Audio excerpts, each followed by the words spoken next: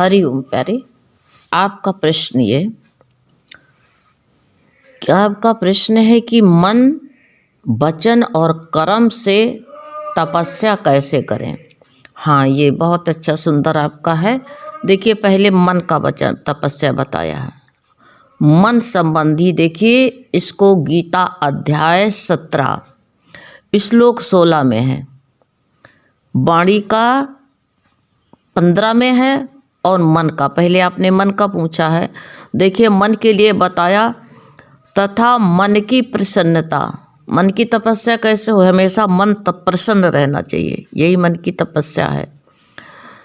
मन की प्रसन्नता और शांत भाव एवं भगवत चिंतन करने का स्वभाव, मन की निग्रह और अंतःकरण की पवित्रता एवं ये मन संबंधी तप कहा जा रहा। मन का तप आपने पूछा है, गीता बता रही है मन से कैसे करो। मन की प्रसन्नता, हमेशा मन प्रसन्न रहना चाहिए। दुनिया को प्रसन्नता हमको दिखानी नहीं है कि हम बहुत खुश हैं, बहुत, हाँ, एक प्रसन्नता दुनिया को दिखाने के लिए ऊपर से हंस रहे हैं लेकिन अंदर कूड़ रहे हैं, ये मन नहीं प्रसन्न है।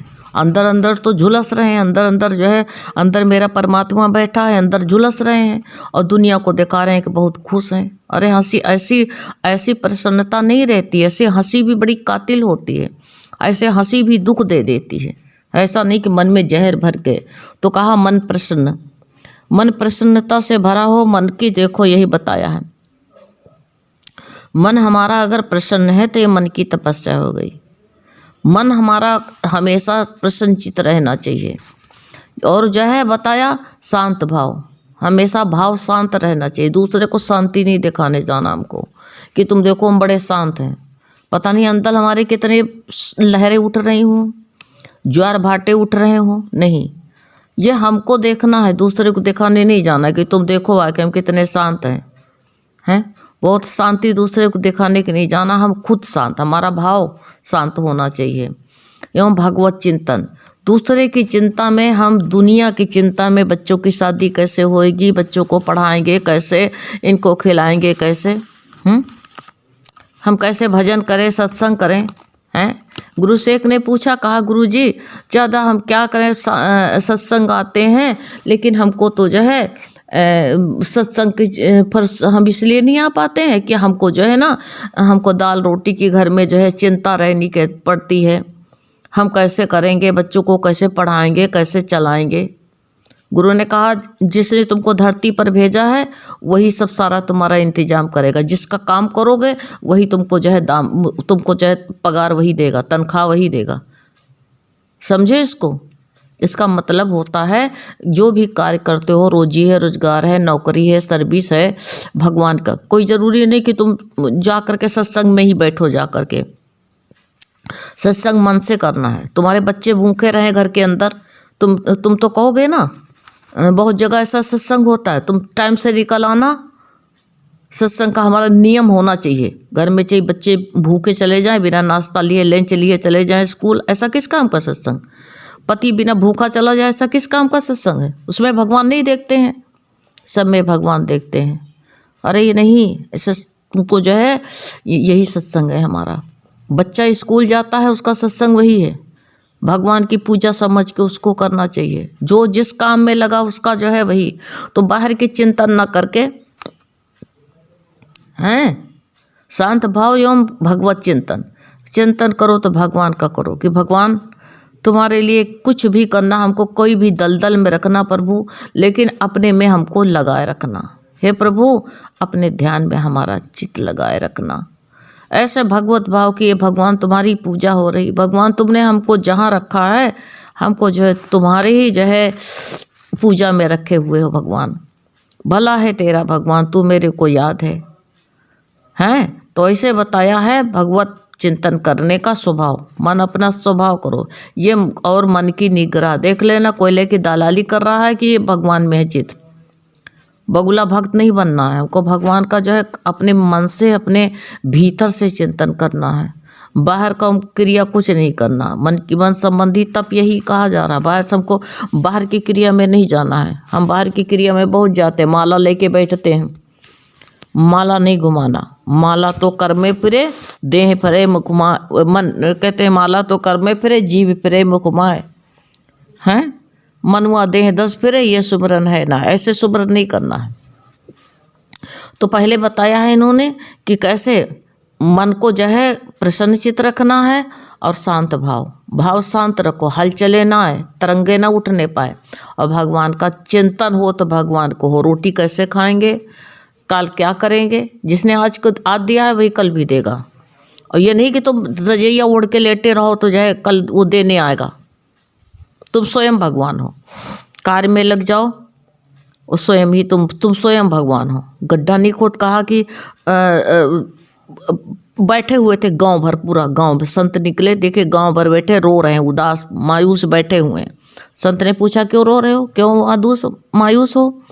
ने कहा क्या करें महाराज, सूखा पड़ा, पानी नहीं, प्यासन के मारे हम लोग मरे जा रहे हैं, गाय भैंस मर रही। ने कहा इतने बैठे हो मुस्टंडे बन के गड्ढा खोदो, पानी निकलेगा। अब गड्ढा ही नहीं खोदोगे तो पानी कहाँ से निकलेगा। लेकिन गड्ढा भी कहाँ खोदना है। गुरु ने कहा तुम तो जो है ओखली में पानी डाल के कूटोगे तो उसमें से क्या निकलेगा, कुछ निकलेगा नहीं निकलेगा। अरे कोई वस्तु डाल के कूटो तो उसमें फायदा हो, तुम तो पानी डाल के कूट रहे हो। तो गुरु ने कहा कि सब जुटिया गए। संत ने कहा चलो काम में लग जाओ। अब खोदते खोदते खोदते नहर बना दिया, बिना गुनाह ब्लेजर का काम किया। फिर वैसे रोना शुरू, पानी नहीं निकल रहा। अब जो है फिर चिंता में बैठे।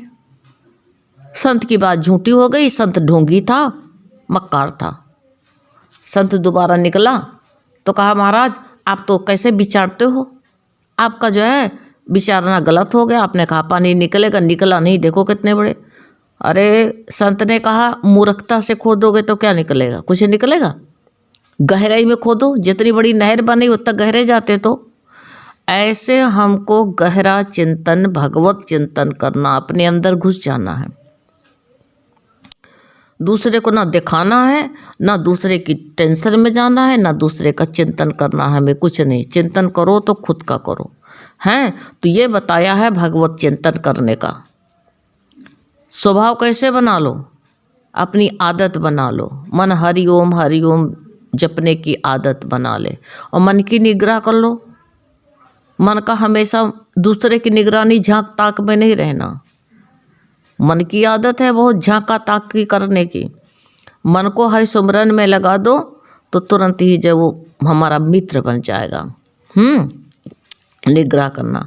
अब अंतःकरण की पवित्रता, बाहर से गुरु ने कहा बाहर से बहुत पवित्र बनते हैं, बहुत सूक्ष्म बनते हैं, हमको छूना नहीं। हम नहाए बिना पानी नहीं पीते, कौवा बन के बैठे हुए हैं, लेकिन अंदर कितना पवित्र हो। हमें अंतःकरण हमारा पवित्र होना चाहिए। और इसको हम जानेंगे, दुनिया को दिखाने की ज़रूरत नहीं पड़ी है कि दुनिया को दिखाने जा भैया देख लो हम इतने पवित्र हैं, हम जो भैया हम जो है कहीं पानी नहीं पीते, इतने पवित्र हैं। अरे कि नहीं, भले नहीं पीते हो, कोई ज़रूरी तुम्हारा नौकर लगा है कोई कि तुमको पानी बांध के लेकर के घूमे, भले ना पियो। किसी घर में जाओगे गिलास ही तो जूठा करोगे, मत पियो पानी। तुम्हारे घर में पानी नहीं है क्या ज़रूरत पड़ी है। भगवान ने जगह जगह हैंड पाइप लगवा रखे, पियो जा करके वहाँ। ये बताने की क्या ज़रूरत, हम किसी घर में पानी नहीं पीते, भले ना पियो, अच्छा है। तो भगवान ने हाथ पैर तुमको दिया है, तो मन की पवित्रता होनी चाहिए। जब मन हमारा पवित्र है, अंतःकरण की पवित्रता, अंतर से पवित्र रहो तुम। दुनिया तुमको भले मैला का है, गंदा का है, लेकिन तुम अंदर से पवित्र हो तो तुमको दुनिया के बताने की ज़रूरत नहीं पड़ी है। तो अंदर के कहा अंतःकरण की पवित्रता, जो ये बताया है मन संबंधी, तब कहा जाता है अपने तुम्हारा मन चंगा तो कठौती में गंगा, समझ गए। मन ही चंगा नहीं है तो कठौती में जो है कीचड़ भरा हुआ है, ये मन संबंधी तब। और आपने कहा मन संबंधी और जो है वचन का देखो, वचन के लिए भी बताया है। श्लोक 15 है 17वें का, तथा जो उपदेश को न करने वाला प्रिय और हितकारक वचन, हितकारक एवं यथार्थ वचन भाषण है। और जो वेद शास्त्रों के पढ़ने का एवं परमेश्वर के नाम जपने का हैं, जपने का अभ्यास है, वह निस्संदेह वाणी संबंधी। देख लो गीता क्या बता रही हैं। देखो गीता माँ ने क्या कहा, माँ का कहना चलो। जो माँ का कहना नहीं मानता है वो मनमानी मनमुख है। इन्होंने क्या बताया है, वचन का कैसे तपस्या करो, उपदेश को ऐसा करो कि ना ऐसा वचन बोलो कि जो ना जहर न उगलो, कि जो है किसी को देग आ जाए, किसी को गुस्सा आ जाए, और तुम जो है गुस्सा क्रोध भरी वचन बोलोगे, अंगारा फेंक के मारोगे, तो गुरु ने कहा वो भी जलेगा। ऐसे जो किसी को बात न मारो कि उल्ट के हमारे ऊपर जो है भी इसका जो है असर पड़े आ करके। क्रोध दोगे तो बदले में तुमको क्या देगा, संसार तो है ही है, वैसे भी ईंट के बदले पत्थर देता है। तो जो उपदेश को ना दो, ऐसा ना करो कि ऐसा बोलो नहीं उपदेश करे, ये वाणी ऐसे संभाल के बोलो। और प्रिय हितकारक, मीठा कोई भी वचन कहना है ऐसा बोलो कि उसका भी हित हो, हमारा भी हित हो, हमारा भी हित, उसका ही, दूसरे का हित करने जाओगे तो हमारा भी हित हो जाएगा। एवं कहा यथार्थ भाषण, 60 में बात करो। बहुत लोग तो मुहावरा बना लेते हैं, बात को बताएंगे उसके आगे पीछे की गाड़ी उखाड़ी की। यथार्थ बात करो, मेन बात करो, ज़्यादा बकवास करने की ज़रूरत नहीं है। फालतू में अपनी शक्ति मत नष्ट करो, सबसे ज़्यादा बोलने में शक्ति बर्बाद होती है। भगवान संबंधी बोलो। आप कहोगे तुम भी तो बोल रही हो, हम भगवत संबंधी बोल रहे हैं, भगवान की बात कर रहे हैं, भगवान से बोल रहे हैं। यथार्थ भाषण यानी मेन बात करो। और जो वेद पढ़ना बोलना ही है तो वेद शास्त्र के पढ़ने का, परमेश्वर के नाम जपने का। वाणी संबंधी तप यही है, परमेश्वर का ज़्यादा बोलना की आदत पड़ी है तो गुरु ने कहा दिमाग चलता है तो वेद शास्त्र के पढ़ो।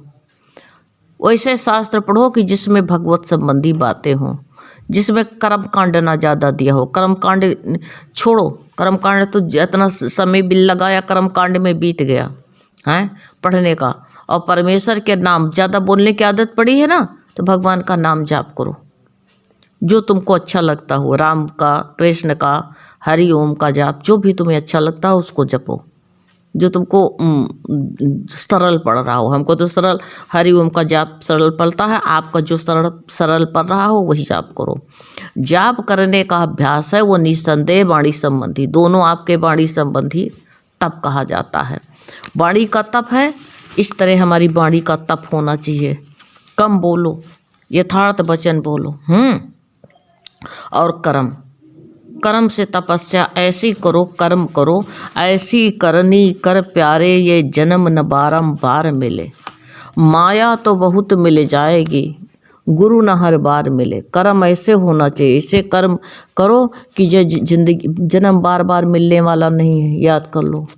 हैं, हर बार नहीं मिलेगा, अब की बार मिल गया, चांस मिल गया तो मिल गया है। चांस गंवाने की कोशिश मत करना, ये चांस अब हाथ नहीं आना है, गुजरा हुआ समय आएगा ना दोबारा। तो ऐसा जो है हमारा विचार कैसा होना चाहिए, अब हमारे विचार ऐसे होना चाहिए कि हमारे कर्म की तपस्या करो, कर्म करो और कर्म का फल मत चाहो। सबसे बड़ी तपस्या यही है। घर में भी कर्म करते हैं, सबसे फल मांग लेते कि कोई घर का भी भोजन बनाया, कोई कह दे दूसरा अच्छा नहीं बनाता, तुम तो बहुत अच्छा बनाते हो, ये भी फल चाहते हैं। तो अपना कर्तव्य करो, कोशिश अच्छी करो कि अच्छा से अच्छा सबको भोजन दें, प्रसाद बना करके दें। ये कर्म हमारे ऐसे होना चाहिए कि कोई उल्टे कर्म नहीं होने चाहिए। ऐसे नहीं कि कर्म करें तो कर्म तो बुलडोजर भी करता है कर्म वो भी करता है, जिसका घर पाता गिरा देता है, जहाँ पाता तहाँ गड्ढा बना देता। ऐसे मेरे कर्म नहीं होना चाहिए, विचार के कर्म हो जाते। तो ऐसे कर्म ऐसे करो कि जिससे जो है हमको भी सुख मिले, दूसरे को भी। हमारे कर्म सबको सुख देने वाले होना चाहिए।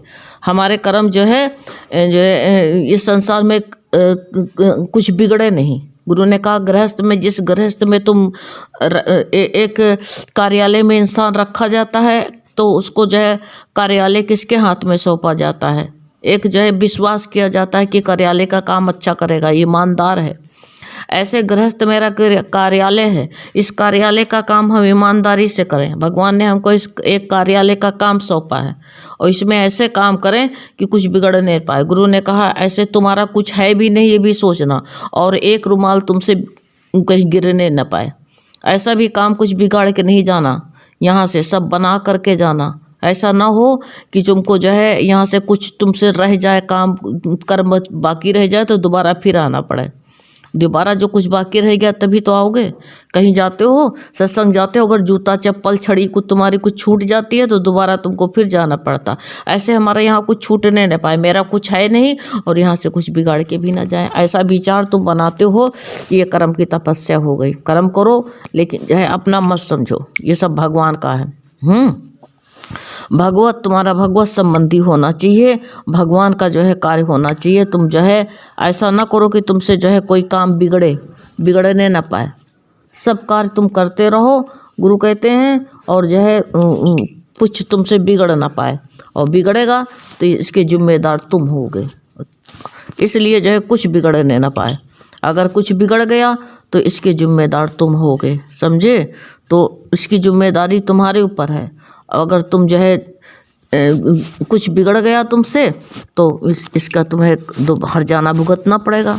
तो हर्जाना ना भुगतना पड़े, समझे? तो इसलिए जो है कहा गया है कि इसको जो है तुम संभाल के कर्म करो, कोई तुम्हारे खाते में ना आने पाए।